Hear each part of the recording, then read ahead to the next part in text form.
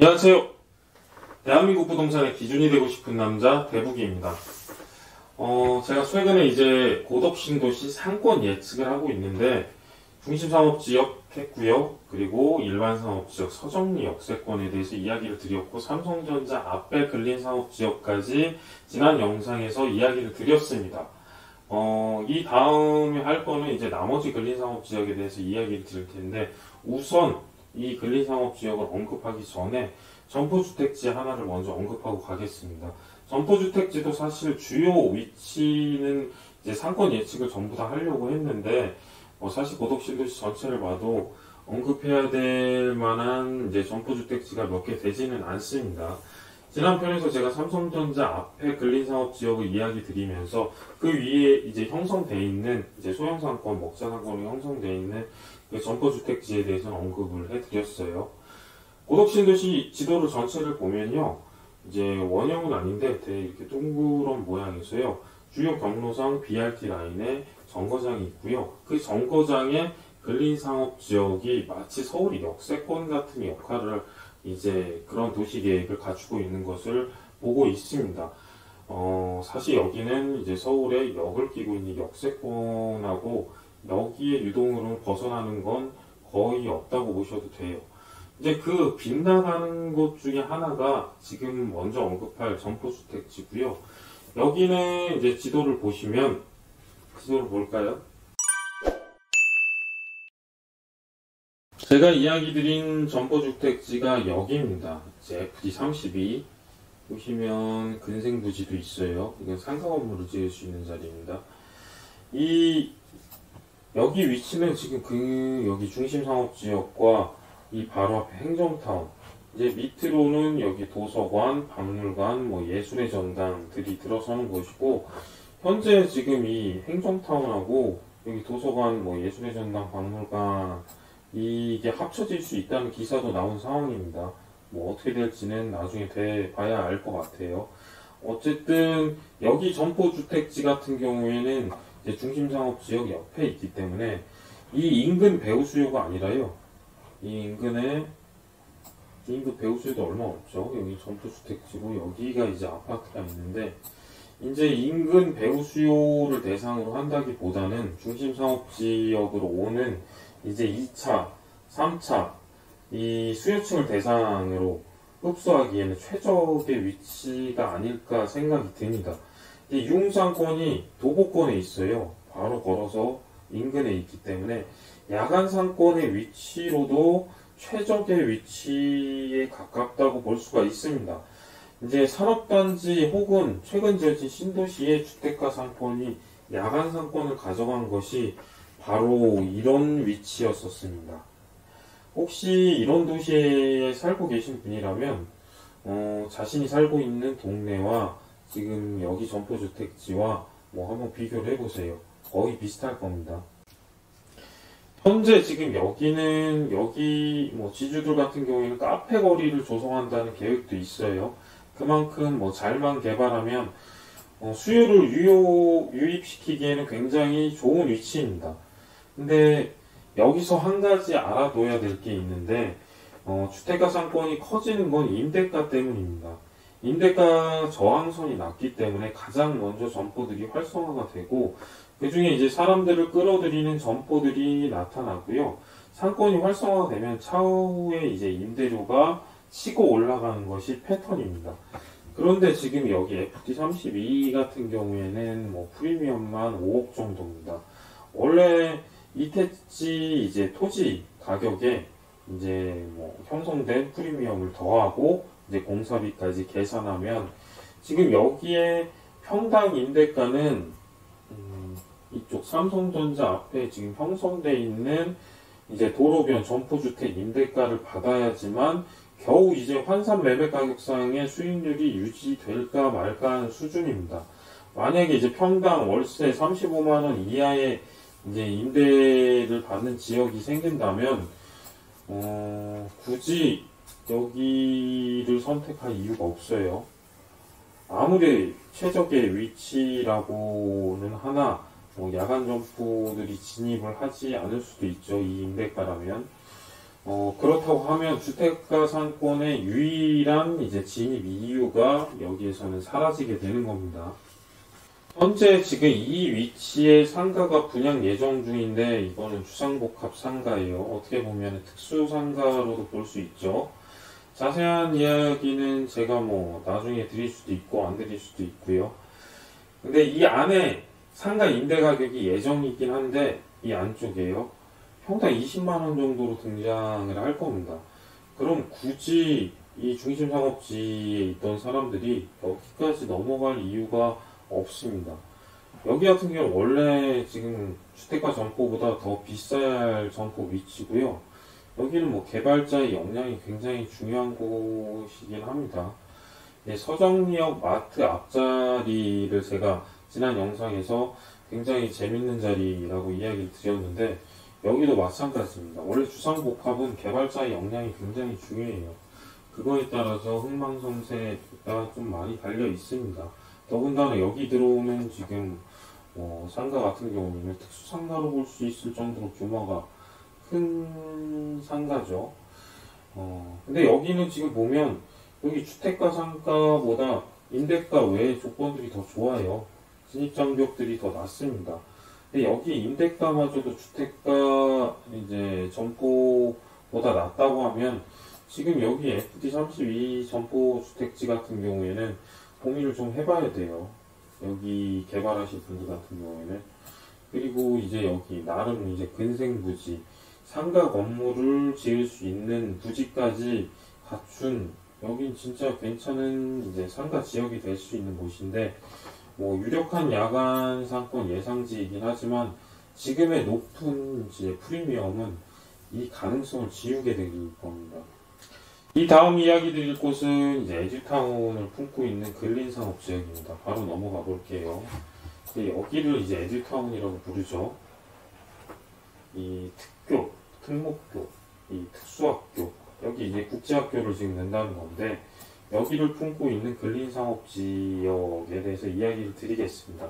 개인적으로 제가 이제 평가할 때 여기 근린상업지역 같은 경우에는 이쪽에 있는 중심상업지역을 제외하고는 가장 안정적인 상권이 만들어질 수밖에 없는 외적 조건을 가지고 있습니다.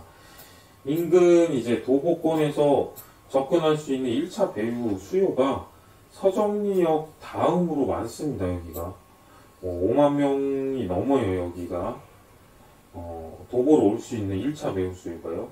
그리고 고덕신도시 내에 나름 이제 대단지라고 부를 수 있는 아파트들을 보유를 하고 있어요. 여기 같은 경우에는 부지가 크죠. 가장 큰 건 이제 단순히 여기가 지금 교육부지가 아니고요. 고덕신도시 특성화 계획인 에듀타운이 이곳이라는 겁니다. 예전에 제 채널이 아닌 곳에서 고덕신도시 그 중에서도 이제 가장 아파트 가격이 요동칠 곳으로 저는 이 위치들을 꼽았습니다. 원래 지방에서는 신도시를 만들 때 교육부지를 굉장히 작게 담고 있다고 하더라도 그곳이 학군이 될 확률이 굉장히 높습니다. 신도시에서 교육부지를 담고 있으면. 근데 고덕신도시 같은 경우는 타운이죠. 에듀타운이에요. 단순히 이제 교육부지를 넘어서 타운을 꿈꾸고 있습니다. 사실상 이제 상권처럼 평택 내 학군은 이미 도시계획도 정해져 있다고 보시면 됩니다. 지방에서 학군의 존재는 뭐 서울도 그래요.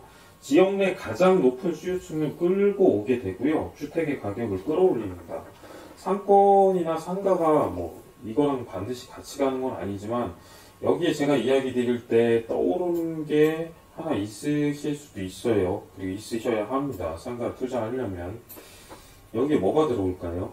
학원이죠. 국제학교 부지에 국제학교를 만약 유치를 한다고 그러면 이곳은 정말 대단한 이제 변화가 있겠지만 그렇지 않다고 하더라도 이곳은 이미 정해져 있어요.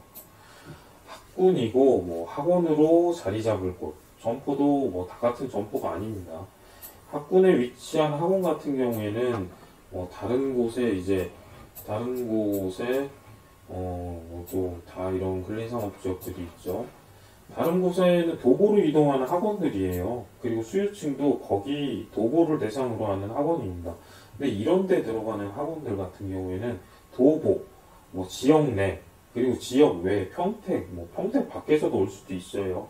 이 수요층을 모두 대상으로 하는 학원이 광역 점포입니다. 이제 그 학원에 연계되는 점포들이 또 있어요. 원래 상가 건물 MD 할 때도요, 학원을 앵커로 두게 되면 짜야 하는 업종들이 있어요. 뭐 펜시점, 커피숍, 분식점, 편의점 이런 것들이 있습니다. 그래서 이 상권을 저는 개인적으로 중심상업지역과 더불어 뭐 고덕신도시 내에서는 가장 안정적인 상권이 만들어질 수밖에 없다고 예상을 하고 있습니다. 자세히 보면 이 붉은색 근린상업 지역들 말고요, 여기에 근생이라고 해서 근생 부지가 또 있습니다. 이것도 다 상가 건물이에요. 다만 이제 건물 규모가 좀 차이가 나죠. 여기에서는 분양상가가 나올 가능성이 별로 없습니다. 이쪽도 있죠. 이쪽도 이제 상가 건물입니다. 여기도 그렇고요. 이제 이런 부지들 같은 경우에는 이제 뭐 분양상가가 나오진 않겠죠. 규모가 작으니까. 여기 같은 경우에는 이제 상가 건물을 투자하시는 분들이, 그리고 이 붉은색 근린상업 지역들 같은 경우에 상가, 호실, 뭐 집합상가 투자하는 분들이 보셔야 할 것으로 보입니다. 여기 위에도 지금 상가 건물 부지가 있어요. 여기 상가는 일반인들이 접하기 어려울 수 있는 상가가 나올 위치입니다. 여기는. 이 위치 같은 경우에는 분양상가가 나올 수 있어요. 건물이 작게 등장을 해도요. 왜냐면 여기는 통매매로 가기에는 위치가 뭐 근린상업지역이나 뭐 다른 여기 이런 근생부지에 비해서 밀립니다. 서울로 따지면 어떤 데냐면요, 올림픽대로 같은 대로변 혹은 뭐 한강을 등지고 있는 위치예요. 더구나 인근에 이제 배우 수요랑 유동 흐름을 보더라도 인근에서 접근할 수 있는 수요가 한계가 있습니다.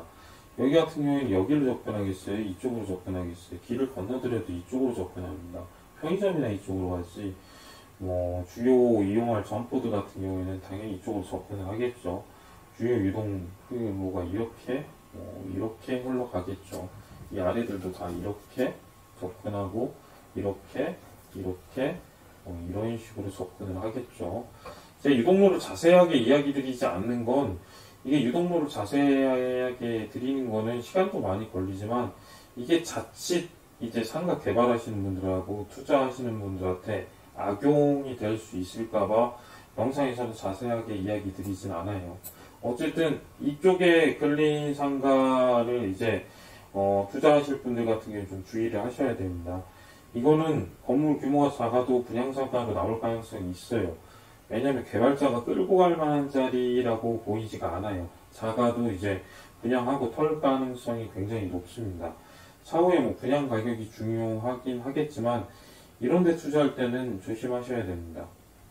다시 근린상업지역을 보면 이런 상권은 이제 2차, 3차 수요층들이 모여요. 이런 곳은 개별 위치가 그렇게 중요한 곳은 아닙니다만 뭐 주변 배우 수요가 워낙 훌륭하죠. 지금 1차 배우 수요를 볼 때 유동 경로도 아까 이야기 드렸지만 잘 보셔야 됩니다. 근데 사실 신도시라 뻔합니다. 아파트들이 동선이 사방으로 분산되지가 않아요. 어렵지 않게 이런 것들은 접하고 있는 위치에 해당되는 상가를 잡으시는 것이 좋죠. 1차 배우 수요만으로 보는 상권이나 개별 상가 같은 경우에는 사실 이 유동 경로에 접한 상가가 굉장히 중요합니다.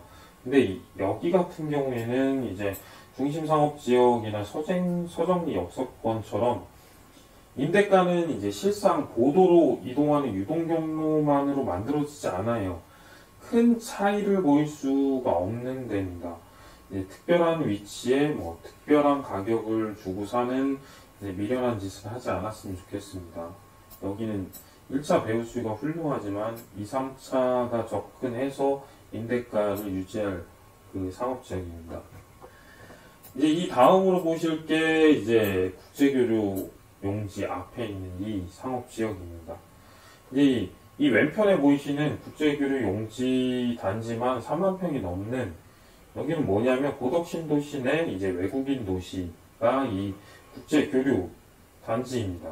이제 대표적으로 이제 고덕신도시 남쪽을 보게 되면 전 세계에서 가장 큰 주한미군이 있죠. 그리고 중국 무역의 대부분을 담당하는 이제 평택항도 평택에 위치해 있습니다. 이런 도시의 특성상 외국인들이 정말 많이 살고 있는 도시가 이제 평택이라고 보시면 됩니다. 여기 지역 같은 경우에는 그 사람들이 도시를 만들어서요, 이 안에 뭐 교육, 의료, 뭐 상가, 주택지까지 모두 다 조성이 됩니다.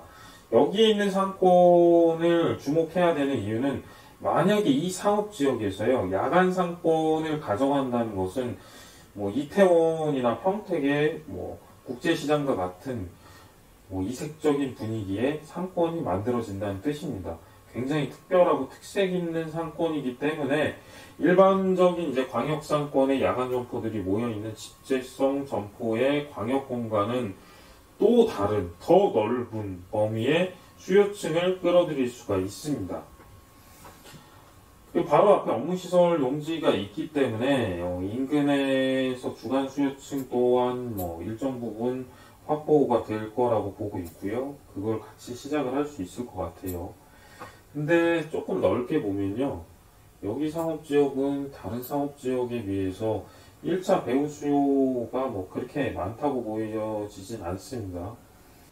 사실 이 상권은 이 국제교류 용지가 어떻게 이제 꾸며지느냐, 어떻게 잘 계획되고 나오느냐에 따라서 이 상권의 미래가 어떻게 될지는 같이 뭐 갈 수밖에 없는 운명이라고 보여지고요. 여기가 잘 꾸며져도 이 상권은 뭐 제가 예측한 대로 안 흘러갈 수는 있습니다. 그거는 가능성이 그렇게 높은 일은 아니에요.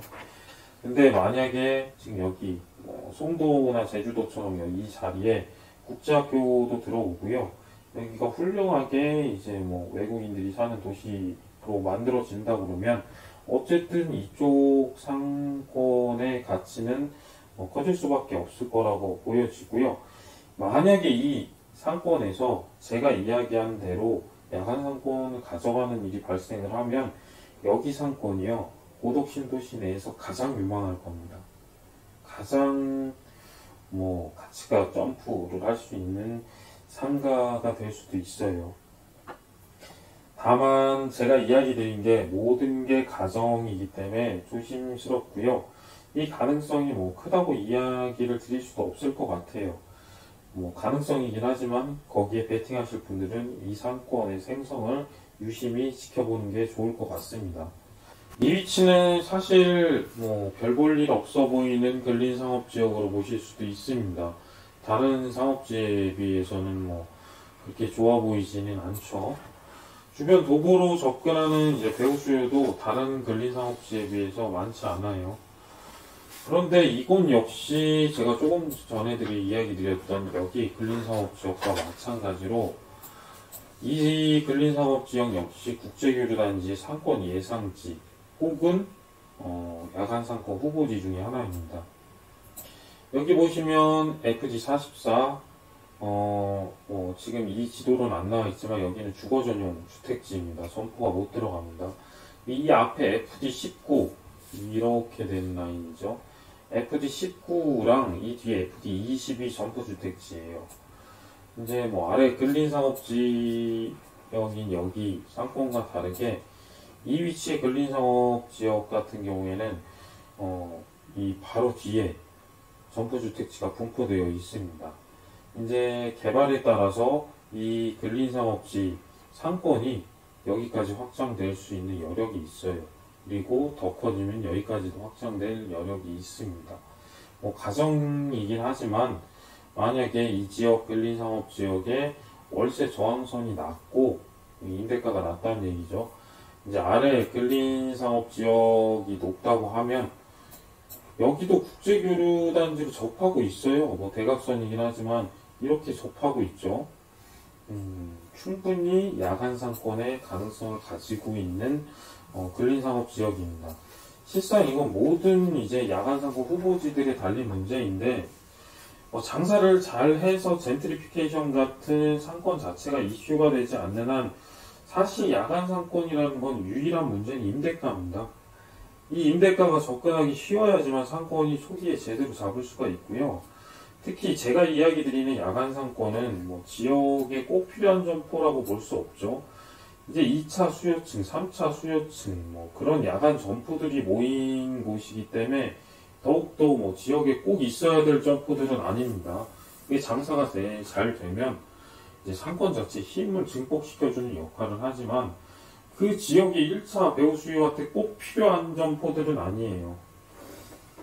그리고 또 한 가지 일어날 수 있는 가능성에 대해서 이야기를 드리면 국제교류단지 같은 경우에는 고덕신도시 3단계로 진행될 것이죠. 시기가 아직도 많이 남았습니다.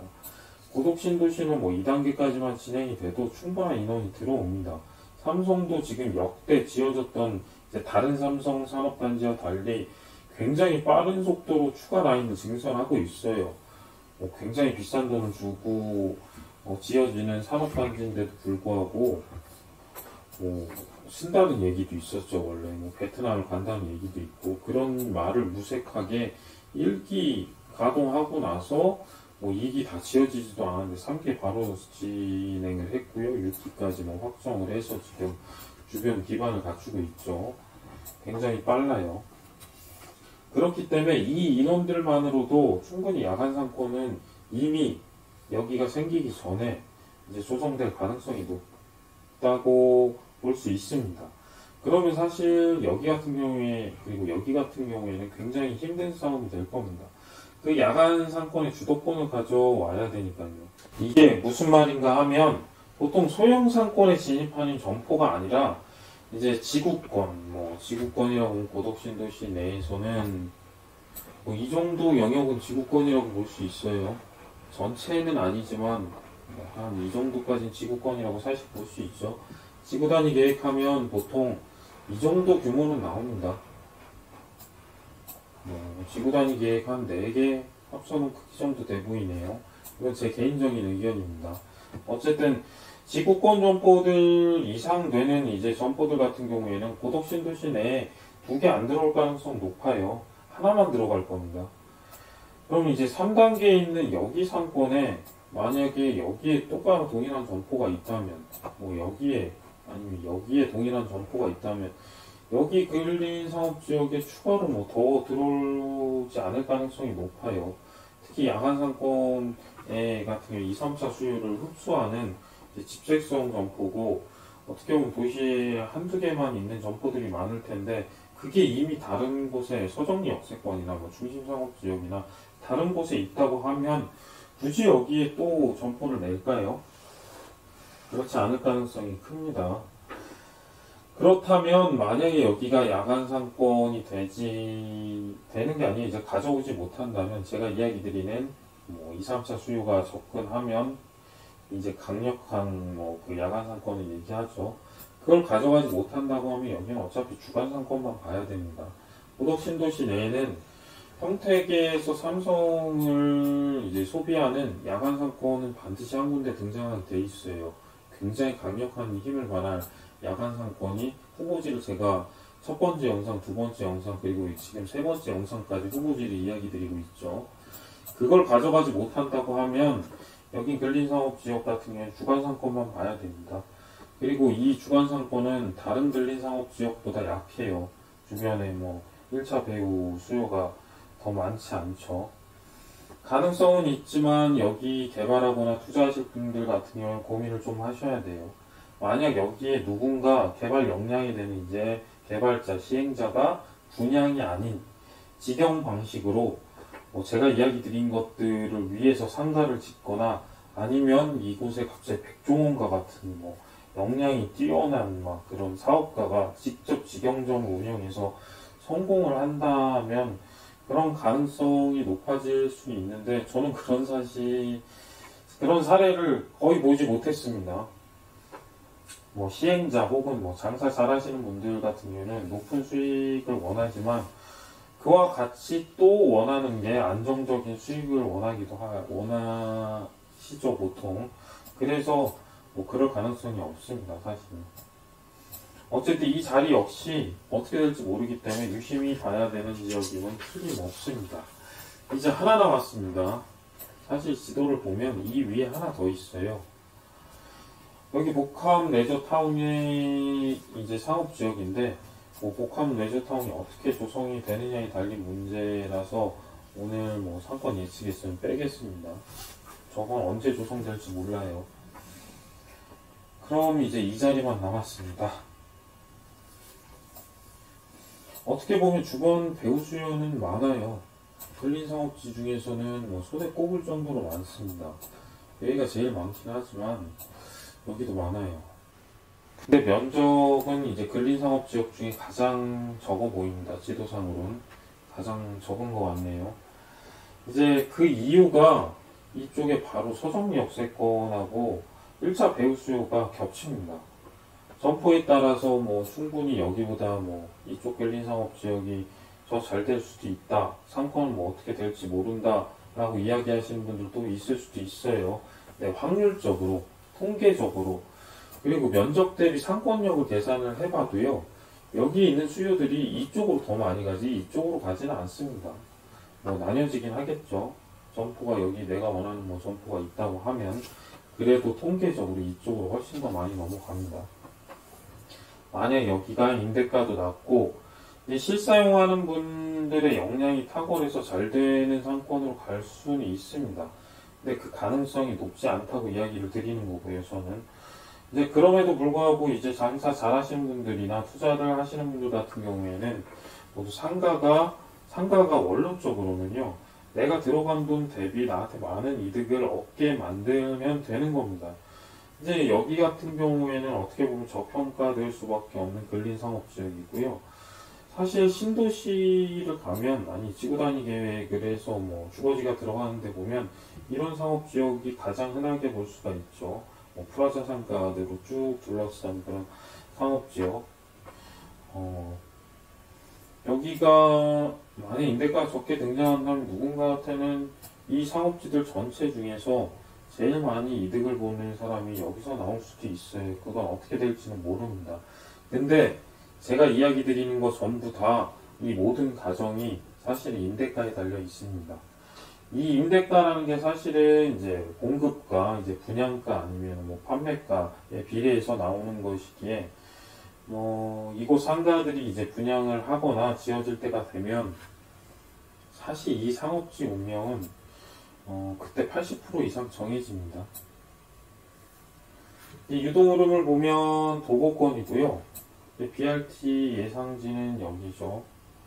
지금까지 뭐 상권 예측을 하면서 이야기 드렸으니까 뭐 여기 같은 경우에는 한번 그려보세요.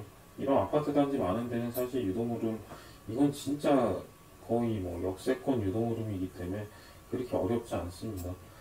이 자리에서 조금 신경을 써야 될 거는 인근에 이 에듀타운처럼 뭐 학교들이 많죠.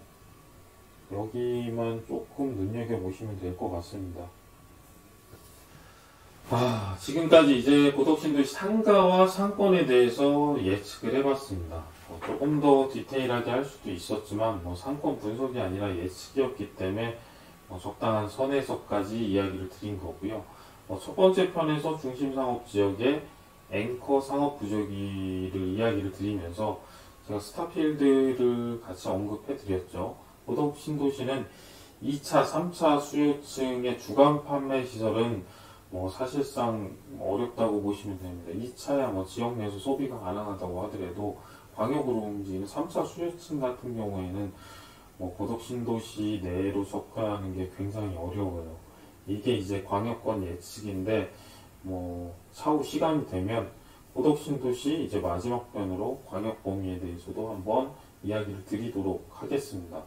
이제 제 영상이 고덕신도시에 이제 상가를 개발하거나 상가를 투자하실 분들, 장사하실 분들, 그 외에 상가에 대해서 알아보셔야 될 분들 같은 경우에 도움이 되셨으면 좋겠고요. 혹시나 이제 직접 저와 이야기를 나누고 싶은 분이 계시다 그러시면 연락을 주시면 됩니다. 제 거 영상 하단에 구독, 좋아요는 누르고 들어가셔야 됩니다. 보면은 블로그 주소 있으니까 그쪽으로 타고 들어오시면 됩니다. 이로써 고덕신도시 상권 예측을 끝났고요. 다음 영상에서 다시 찾아뵙겠습니다. 이상 대한민국 부동산의 기준이 되고 싶은 남자 대북이었습니다.